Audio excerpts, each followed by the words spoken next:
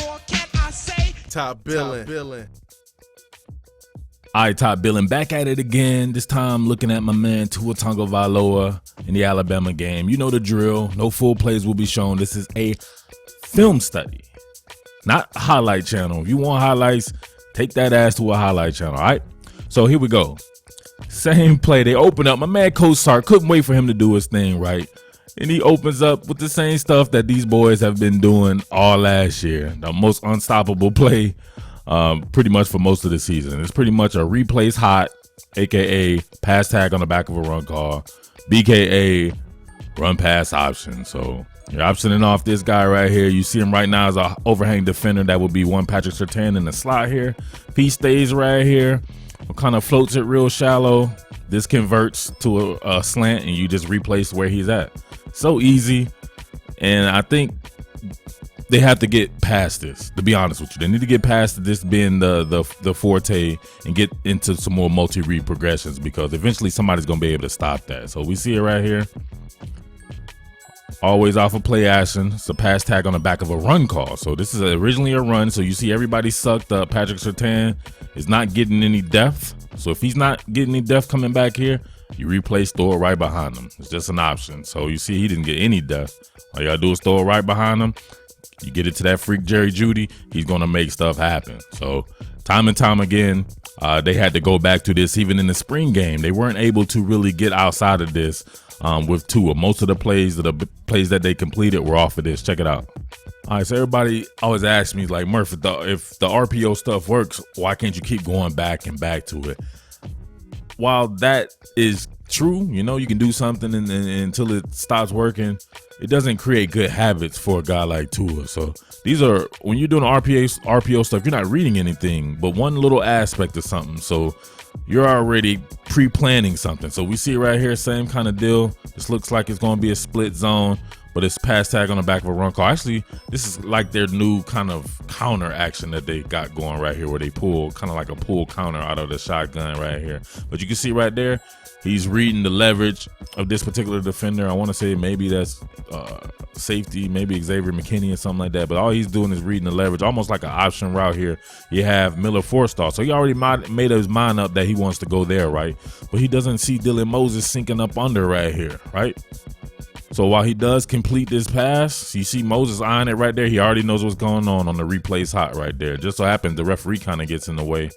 And he does complete the pass because he's an accurate passer, but he ends up throwing in the triple coverage.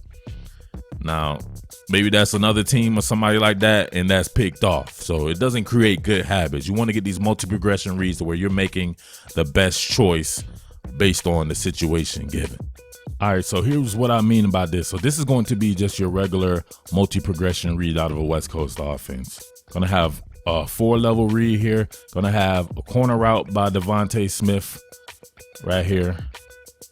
Going to have a table route by Najee Harris coming out of the backfield. And then you're going to have pretty much 2 backside slants right here. Maybe Miller Forstall right there. And Jerry Jeudy coming right here as well.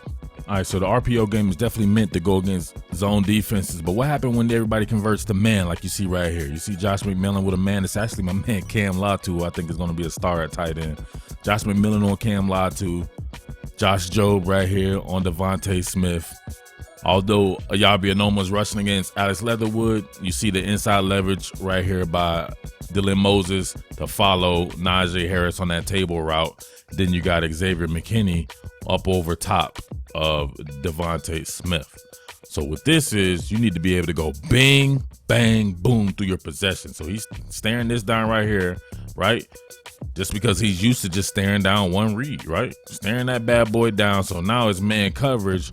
Now he's toast. The only thing he can do right now, he's not even really going to come backside, because if you're used to these multi-progression reads, you come right there, right? That's a read right there. You want to read high to low. You would come to Devontae Smith, then you would immediately come right here to Cam Latu, see where he's at. Maybe you want to lead him if you see the leverage, or you can go to your tertiary read coming right here and Jerry Jeudy, who's probably becoming open, as you see right there, but he can't really get it off. He's not really used to getting that far into his progressions, and then the line's collapsing on him. He's trying to buy time, and then he ends up getting cheap sack right here after Alex Leatherwood was over here beating up on the Yabi Anoma. So that's what I'm saying about with good habits. But I think Coach Sark will actually bring that out of him. That's going to make this dude scary because he's still the most accurate cat out there, outside of one Slim Reaper, Trevor Lawrence, and the General Jake Fromm.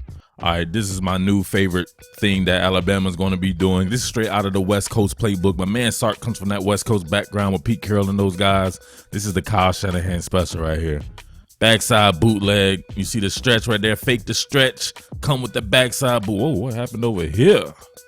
What happened over here to your man Matt Womack, who did not have that good of a game right there at the right tackle spot. Look at him.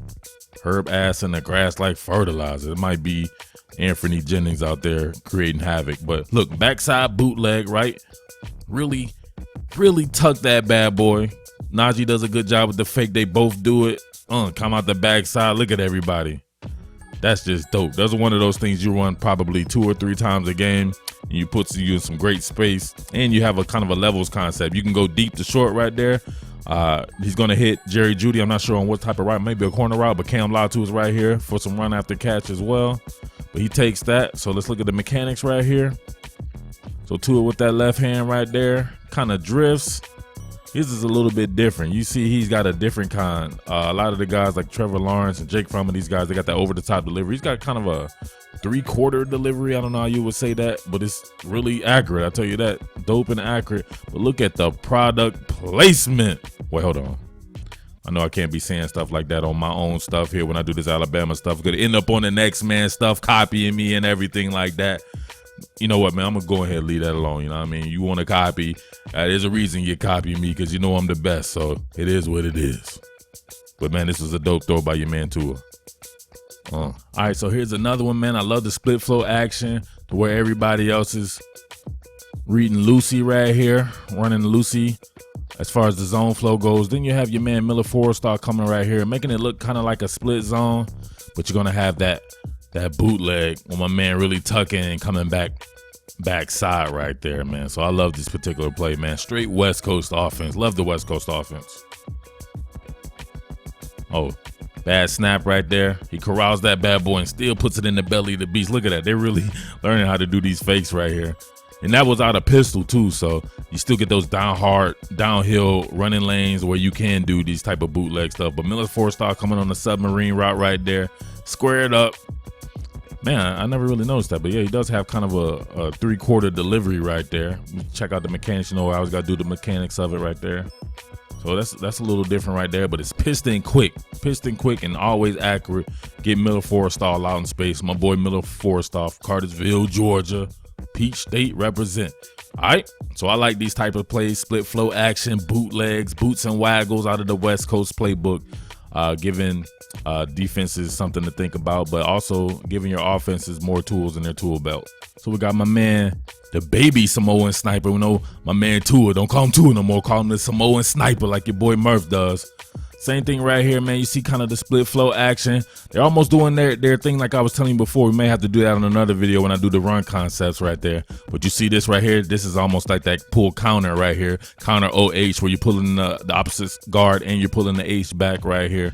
But this is an RPO read. You see it sucks everyone up. I think you got K-Ho here. And I'm not sure what linebacker that is right there. But coming with that backside slant again. Product placement on point right there. So same kind of deal right there with the baby sniper. Same kind of deal. So they're both working their RPO game, man. Got to get those multi-progression reads. Oh, yeah, now I think about it, that was my man Shane Lee from St. Francis Academy doing this thing. I believe Shane had a pick in the game as well. All right, I found one that I really like right here. 2nd and 14. You're going to have Miller Forrestar targeted right here with just a little sit-down route. Tagovailoa right here, the Samoan sniper, he does a great job of sitting pretty right, but climbing the pocket and keeping his eyes downfield. So none of the RPO kindergarten type stuff. This is some real big boy football type stuff right here, and he does a great job of it. So we see him on the pull right here. Let's look at the mechanics. Crossover steps. Always funny to look at it from a left hand. You don't really see too many left-handers that you get to do on film right there. But nice crossover steps right there. Nice weight distribution. You see the balance right here. Point and shoot foot. See how he extends on that. Weight transfer. Climbs the pocket. Look at that. He feels the rush right here. Your man Matt Womack getting his ass snap mirrored or something like that. And he climbs the pocket a little bit. Avoids the rush. Keeps his eyes downfield. Deliver a strike right there. And I think Miller Forrestall actually converts this to a first down. So that's some big boy stuff right there. That's how you go through your reads and then take your check downs, man. I love it. All right, here we go again. When you see an overhang defender like that approaching the line of scrimmage and he's a third level player like Xavier McKinney here, then you see the outside leverage with Josh Jobe right here. Can you guess what's coming behind that? You get one guess and it doesn't count. Of course. Belly in the beast, front facing play action fake, ride that bad boy. Xavier McKinney crashes down, replays hot. All you gotta do is convert to the void of the zone, and you already know what's going on right there. Samoan sniper done sniped him. I gotta stop saying that, man. Don't be taking my Samoan sniper stuff out there. I know you guys wanted to take that bad boy, but people know where you heard it first right here on Ty Billin Sports. The Samoan sniper, Tua Tagovailoa. All right, so here we go again. Remember I told you about those predetermined throws as we see the annoying interview by Laura Rutledge to Nick Saban right there. They needed to not have done that one. But you see Surtain crashing down right here. But what happens when they do something that you don't think they're going to do? When they peel back or they squat on the coverage and then converts the man coverage right there and they decrease the space. So check this out right here. Front facing play action fake. You already know what's going on right there. Surtain crashes from his start position, but look, all right, Surtain's crashing, but look, he stands his ground. He's not floating back in the shallow zone, so he stands his ground right there. So the space will be decreased by the time he's ready to throw this bad boy, and it'll be pretty much man coverage. And he already determined that he wanted to go there, so he's looking at that. He's like, all right, this is a double slant right here, so Dino routes right there with the double slant. So he's like, I'm gonna hit the backside slant to Devontae Smith, but man, there's too much traffic there, and he's already sitting on the route right there. Can't predetermine these throws right here. So all Josh Jobe has to do is take the proper angle, but I think the throw was a little errant anyway. He throws a little bit more inside, and Jobe almost picks it off. He ends up dropping the ball though. All right, so here we see my boy Baby Sniper getting fooled right here. You see man coverage across the board right here. Some form of it, but you see the inside leverage right here. You see them up on their guys right here. So I believe this is Shaheem Carter playing a safety spot. I believe he's going to be floating a shallow zone, and this almost acts kind of almost like a cloud coverage kind of deal, right? If he's going right here, because you're gonna have a rotation of a post safety coming right back to the center field, and one of these guys are running a post. I forget exactly which one, but never throw a post into the middle of a field when you have a post safety right there. You're just pretty much giving them the ball. So we see it coming right there.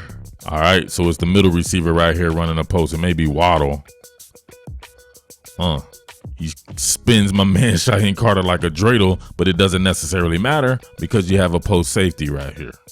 So he already predetermined that he wanted to go there. It is Waddle, and look at that. All you have to do is Eddie Smith. And it was a little underthrown too. So a little underthrown. Eddie Smith picks it off right there. But man, all in all, there's a lot of stuff that you can take away from this game. Not much you can glean from it because I think they were being super vanilla. Just knowing Steve Sarkisian's offense, which I will get into a lot more now that we've seen this game. So go back into a lot of the Falcon stuff and a lot of the formations and stuff that he did there. It looks a little bit different. So, but you're only an offensive coordinator as far as your head coach will let you go. So we don't know exactly what they're going to do in the fall, but I do know it will look a lot different from this. So we'll get more of those multi-progression reads, man. You're going to make Tua Tagovailoa, the Samoan sniper, extremely scary when he starts going through those reads, and you're going to keep those run tags or those pass tags on the back of run calls, and you're going to still be able to run the ball. And man, they were under center some in this particular game too. I know y'all saw that. So they were under center doing the pistol stuff, the shotgun. So a lot of variations to where when you go up against some of these teams, Georgia and Clemson, Ohio State, and all these guys who can play this man-to-man defense and force you to go through progressions, you won't be hung out to dry, if you get what I'm saying. So we'll see. But man, I enjoyed watching this spring game. I'll have a lot more on the defense. That's what I really enjoyed. Some guys getting after it on the defense side of the ball. One corner in particular, I think may end up being a really big player this year. And I'll talk about him a little bit later. But thank you for watching. As always, it's your boy Murf, the Underground King, and I am out. Peace. What more can I say? Top Billin.